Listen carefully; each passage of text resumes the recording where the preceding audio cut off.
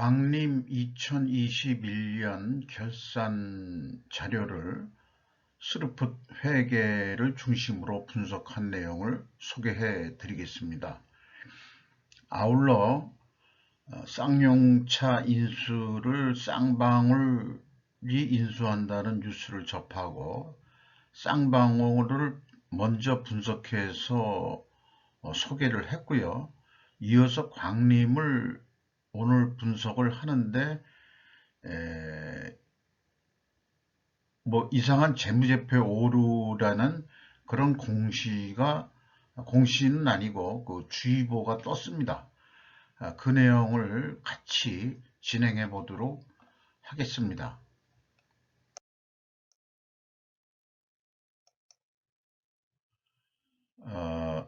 광림은 크레인과 소방차 및 특장차 등의 제조 판매업으로 소개되어 있고요. 주가는 쌍용차를 인수하는 관련 기업이라고 해서 쌍방울의 그 최대 주주죠. 광림이 2,570원이 급격히 상승했습니다. 장부가격 대비 156%로 올라섰습니다. 2020년 말은 장부가격의 60%분이 대우를 못 받고 있었습니다. 그리고 2020년 주식수 공시자료가 사업보고서가 없어졌기 때문에 2019년 주식수로 산출한 BPS를 미리 좀 양해 말씀을 구합니다. 그리고 5% 이상 주주명을 보면은 칼라스 홀딩스가 19.19%를 지분을 소유하고 있고요. 그 다음에 IOK 컴퍼니가 9.87%를 지분 소유를 하고 있습니다. 그러니까 이게 뜬 게 뭐 3월 25일자로 나온 내용인 모양인데요. 이거를 보면은 전 단기 감사인의 의견 불일치로 전기 사업보고서상 재무제표와 단기 사업보고서상 비교 표시된 전기 재무제표의 불일치가 발생했습니다. 그러니까 이제 지난 과거년께 잘못됐다 그런 얘기겠죠. 단기 사업보고서의 감사 의견 등에서 관련 내용을 확인해 보시기 바랍니다. 그리고 3월 25일자로 나와 있는 내용을 보면은 재무제표의 불일치 말고 별도로 경영자의 내부 회계관리 제도 운영실태 보고서에 대한 우리의 검토 의견 결과 상기 경영자의 운영실태 보고 내용이 중요성의 관점에서 내부 회계관리 제도 모범 기준의 규정에 따라 작성되지 않았다고 판단하게 하는 점이 발견되지 아니하였습니다. 참 말을 어떻게 참 잘 국어를 잘 하시는 분들인지 못하시는 분들인지 잘 모르겠네요. 어쨌든 이거는 운영실태 보고서에 대한 내용이고 불일치 재무제표에 대한 내용은 2019년도께 불일치 재무제표가 나왔다. 그게 그래서 불일치 공시 위치는 2020년도 사업보고서에 나왔으니까 알아봐라 라는 경고 메시지가 금감원에서 뜬 거죠. 근데 보면은 2019년까지 정동회계법인에서 외부 감사를 했고 2020년에 삼덕회계법인이라는 데로 변경이 돼서 해오고 있습니다. 어찌 보면은 2019년께 잘못됐다니까 정동회계법인과 삼덕회계법인이 두 법인이 싸움이 나게 생긴 것 같은데 제 느낌이요. 회계법인이 바뀌면서 발견된 건지 아니면은 정동회계법인이 당시에 발견한 건지 아마 발견을 안 한 거고 회계법인이 바뀌면서 삼덕회계법인이 의견 불일치 의견을 낸 모양입니다. 자, 그래서 원래 제가 분석하는 거는 영업이익까지인데 부득이 이제 손익계산서의 이 당기순이익까지 좀 살펴보도록 하겠습니다. 원가회계 손익계산서로서 영업이익까지는 2019년도 거를 보죠. 38억 흑자였고, 그 다음에 원가 생산성도 일정 공사였고, 이 회사가 계속해서 원가 계산서로 보듯이도 알다시피, 계속 그 성과가 향상되고 있는 그런 상황입니다. 그리고 법인세 차감정 순이익은 2019년에 165억 원이 났는데, 영업의 부분에서 2019년은 금융손익이 123억 나서 그 법인세 차감전 순이익이 165억 원이 났지만은 2021년 경우에는 또 금융 손실이 발생이 돼가지고 법인세 차감전 순이익이 48억도 적자로 이렇게 또 나타났습니다. 영업의 부분에 그 돈 관리가 왔다 갔다 하는 그런 어떤 재무 관리에 무슨 문제가 있다고 좀 보여지는 것 같아요. 제 느낌상. 그래서 이 2019년 요 당기 순이익 245억 원, 이제 요걸 중심으로 해서 살펴보도록 하겠습니다. 손익계산서에 나와 있는 그 245억의 그 당기 순이익을 기준으로 했을 때 자본 변동표의 당기 순이익이라고 2019년도에 표현된 거는 당기 순이익이 아니고 683억 원의 그 당기 순손실로 나와 있습니다.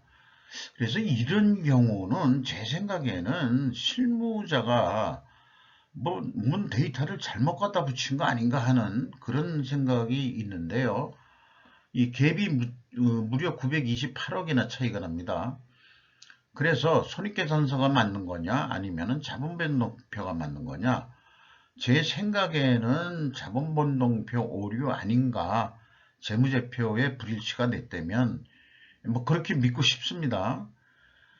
그래서 자본변동표를 시간을 들여서 이 수평검산, 수직검산을 다 해봤는데요. 이 수평검산을 볼 때 표기 누락이 되어 있는 게 유상증자가 있는데 이 합계 부분 전에 유상증자가 있는데 합계란에는 누락이 되어 있습니다. 그래서 그 검산한 거를 합한 금액이 수직검산으로 하면은 607억이 나오는데 자본 합계 쪽으로만 요 누락된 거로 하면은 526억이라서 여기서도 차이가 나고, 그 다음에 이제 이 수평검산의 이게 합인데요.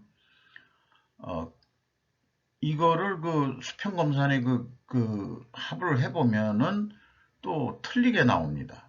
이 자본 합계가 이 수직검산한 거하고, 어쨌든 수평 수직으로 해도 다 안 맞아 떨어지게 돼 있어요.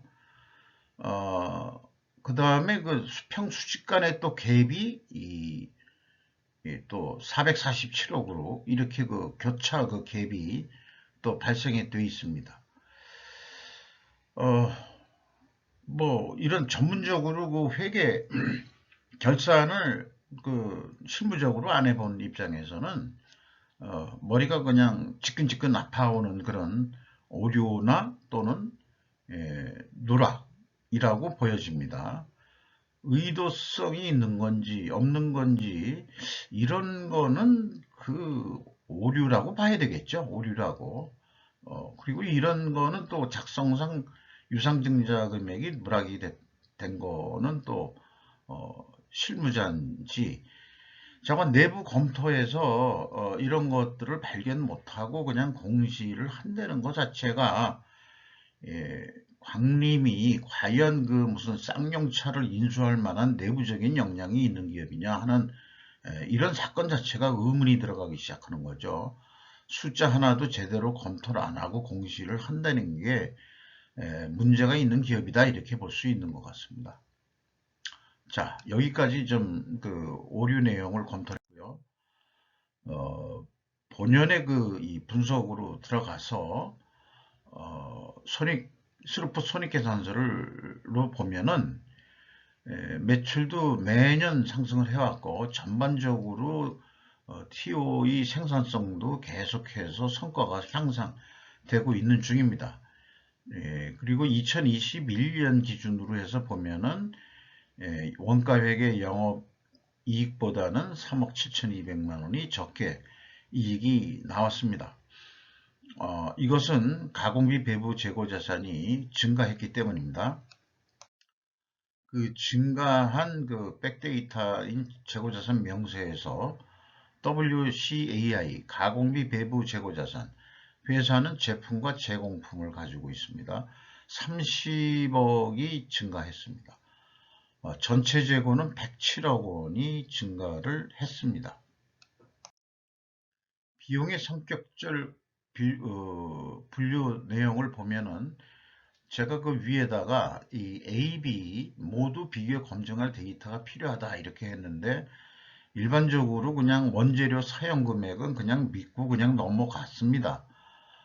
그런데 이 재고자산의 변동을 그 비교 검토하는데 이 데이터 중심으로 분석을 했는데 좀 미흡한 부분이 있어서 광림은 이 원재료 사용 금액까지 비교 검증을 해보는 것으로 하겠습니다. 그리고 또 다른 회사에서 못 보던 그런 용어가 나왔는데요. 기타의 매출원가의 증감이라는 게 무엇인지 잘 모르겠습니다. 보통은 이제 뭐 상품의 매입 이런 거로 나오는데 이 회사는 상품이 없는 거고 기타 매출원가가 다른 그 본업보다 또 다른 그 사업 부분에서 나오는 거를 여기다가 표시한 것 같습니다.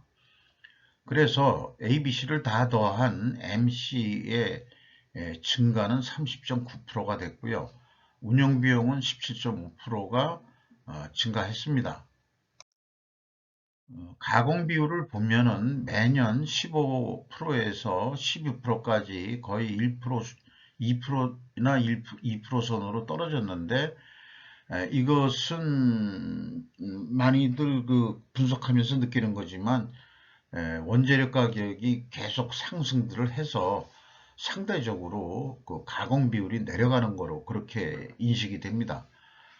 그리고 PQ 총 제조 비용에 이 잔잔한 그 차이가 있는데 이 내용은 다음 장에서 말씀드리겠습니다. 말씀드리기 전에 이 운영비용 중에서 인건비를 보면은 2021년에 96억이 집행이 됐는데 전년보다 22.6%가 증가한 거고 그 다음에 비율로는 1.6% 상승인데 직원 수는 5명이 감소했습니다. 그리고 요 169명 2020년도 거는 제가 그냥 추정해서 넣습니다. 그 사업보고서 공시된 자료가 안 보이고 그냥 없어졌기 때문에 감사보고서로 대체되면서 사업보고서 내용들이 없어져 가지고 제가 추정해서 넣습니다. 평균 임금이 5,870만 원으로서 죄송합니다. 뭐 이 가정된 겁니다만은 26.3%가 증가한 거로 이렇게 산출이 되네요. 그리고 운영비용의 그 다른 감가상각비 외에 그냥 몽땅거려서 기타 비용으로 표시를 했는데 143억 원이 그 비용이 기타 비용이 지출이 됐고 그게 14.6%가 증가한 것으로 되어 있습니다. 재고자산 매출원가 회계 투명성 검증을 위한 2단계로서 이 1번 가공비 배부 재고자산의 증감액과 회사가 제시한 재고자산의 변동액의 갭이 있는데 이게 재고자산 명세를 아무리 쳐다봐도 합리적으로 이 내용이 무엇인지 추적할 단서는 전혀 찾지를 못했습니다. 예, 매년 이렇게 차이가 있다는 건데요. 이게 좀 불투명한 부분이 되겠습니다. 현금 흐름표 기준으로 전체 재고자산의 증감액은 재고자산 평가손실 및 환입액을 가감하면 일치합니다. 그래서 여기까지 보통 비교 검증을 했는데 원재료 구매에 대해서 추적을 해봤습니다. 원재료 구매 실적이 나와 있습니다. 그래서 아까 기타 서부문의 원가라는 게 이제 강화 필터, 홀센서 이런 것도 좀 하고 있는 모양인데 특장 및 크레인 부분까지의 원재료 구매액을 대상으로 보고 이거는 연결 재무제표 쪽에 해당하는 거로 인식을 했습니다.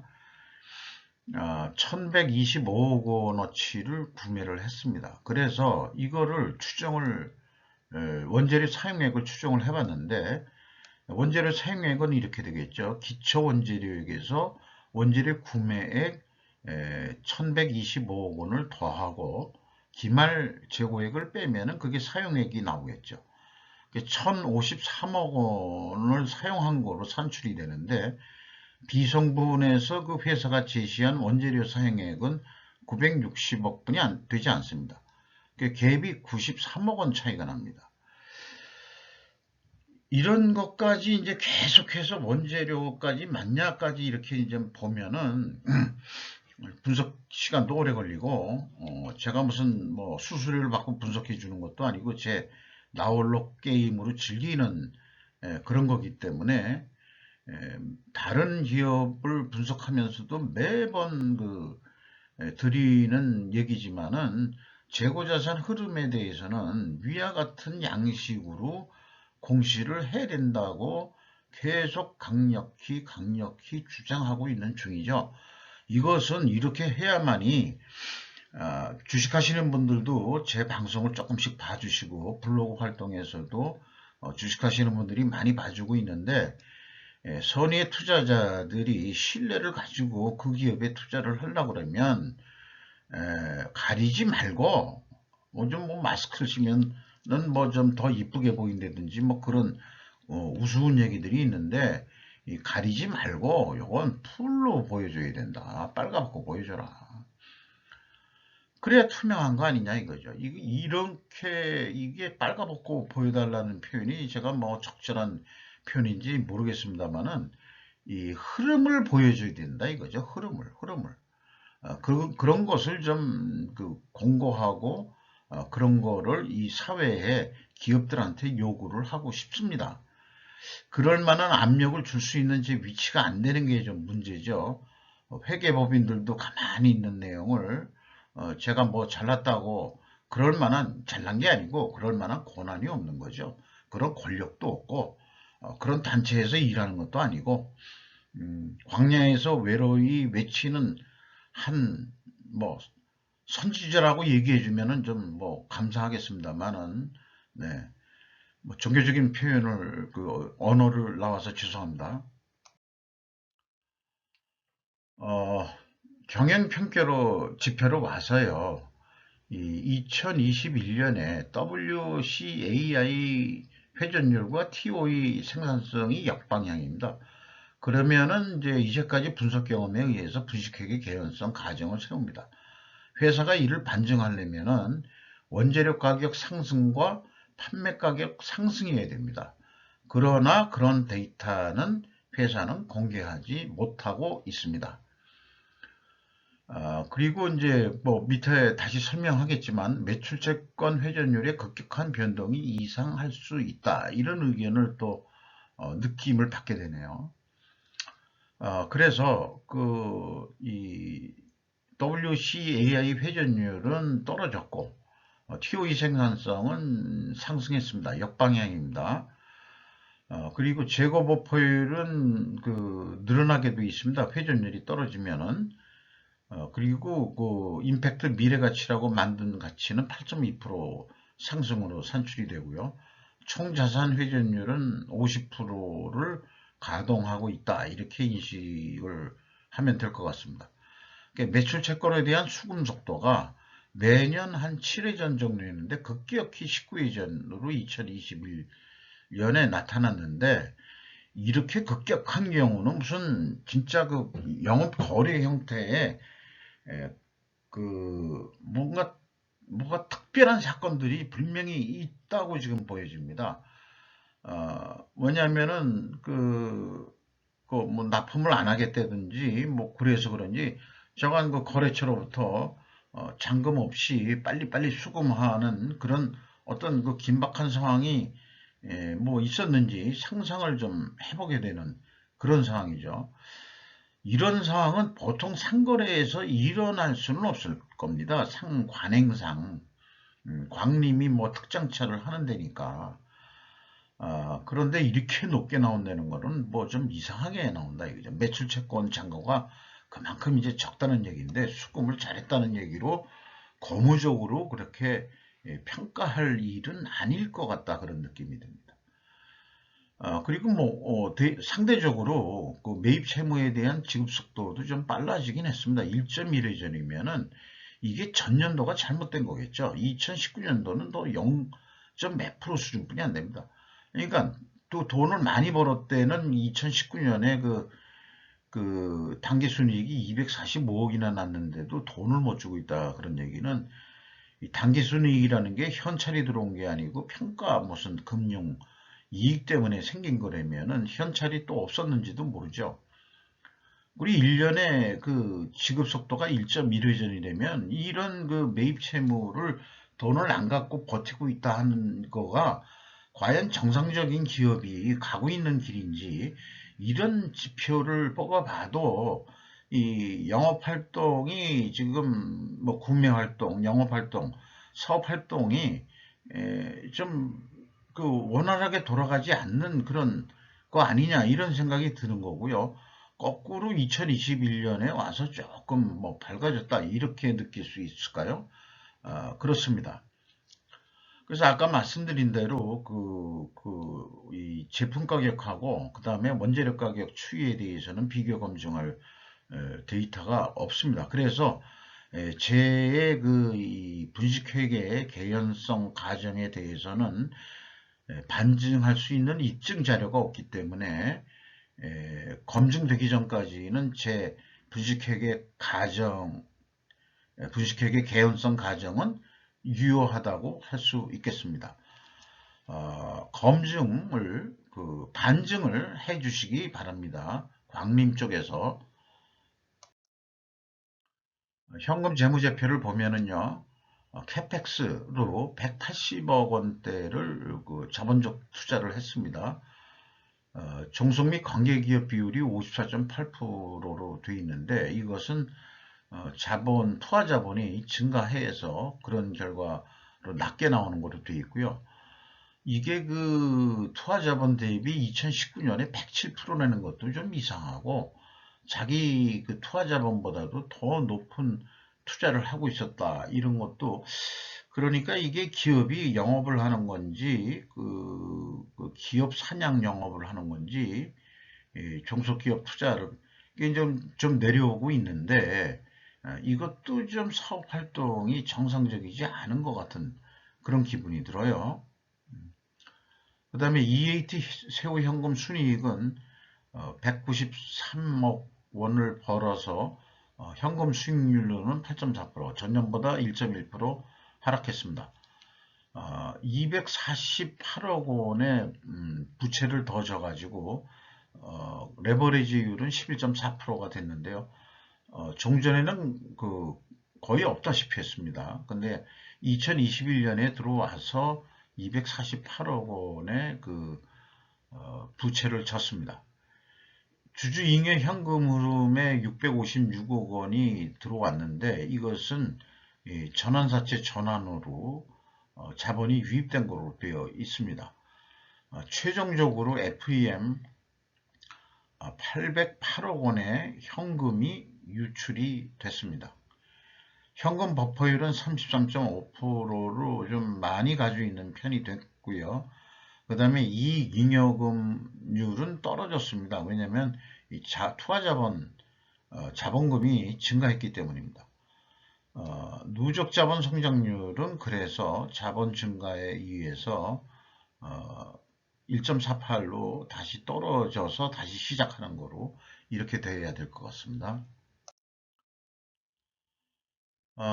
유상증자가 이게 2019년도께 잘못됐다면은 이거는 이제 없어져야 될 금액이겠죠. 그래서 누락인지 오류인지 모르지만 이 학계란에 저기 빠져 있기 때문에 제가 넣어서 집어넣은 거고요. 2021년도에는 전환사채 전환으로 해서 657억 원의 자본이 증가를 했습니다. 재무제표 쪽에서 캐펙스 투자 내용을 보면은 종속기업 투자에 94억 원을 추가로 투자했고 유형자산에는 27억 원을 추가로 투자한 거로 이렇게 되겠습니다. 이상 광림에 대해서 분석한 내용을 말씀드렸습니다.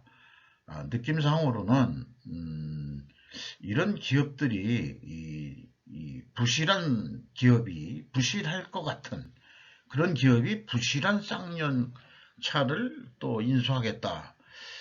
유유상종인지 어떤지 잘 모르겠습니다만은 이런 얘기하면은 또 건방 분수에 모르는 얘기다.